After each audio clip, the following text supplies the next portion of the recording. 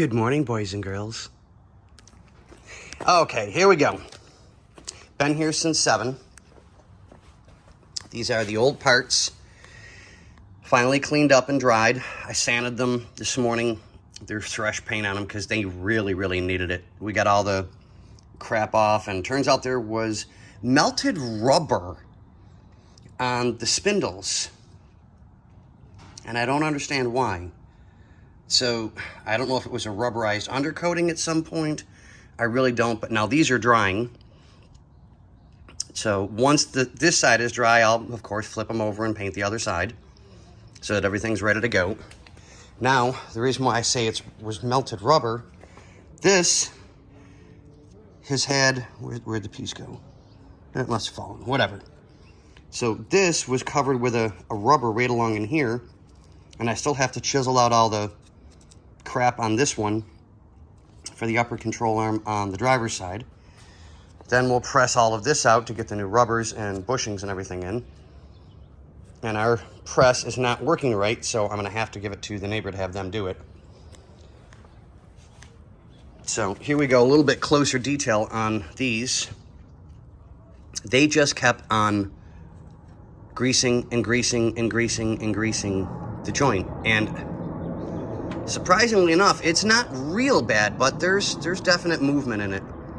And it's not the best, so the customer's already got the parts, so we're gonna put them in.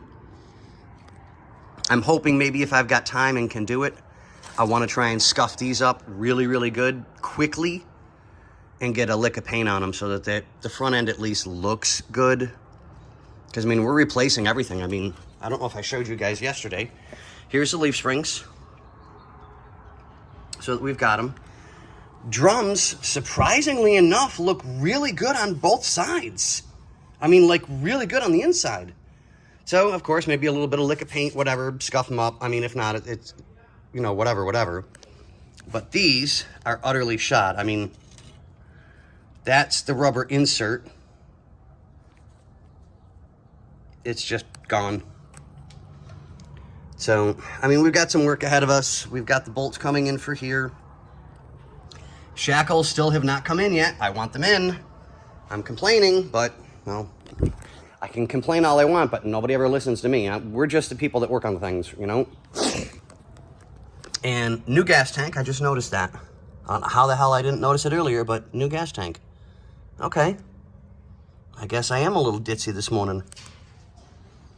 But yeah, we've got everything. I just got to finish getting the last bit of parts together because I want to try and get the exhaust system on the car today.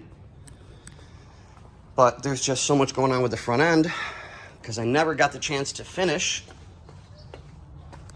getting this arm off. But now that it's all disassembled, you guys can see, I mean, this is rubber. And the boot is, well, there's not much left of that boot.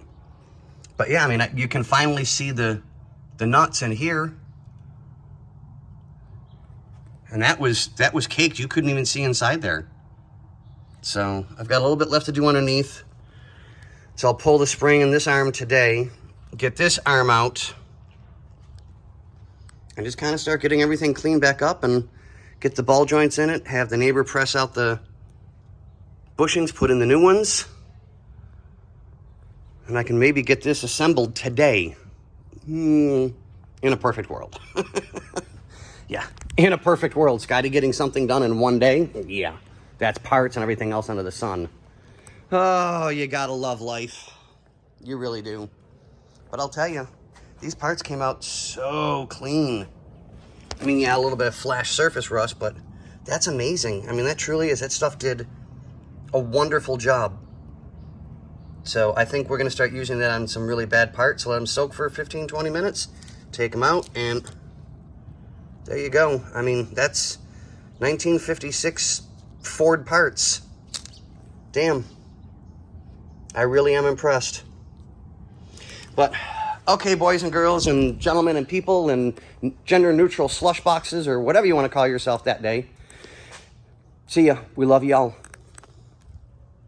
T-Bird heaven.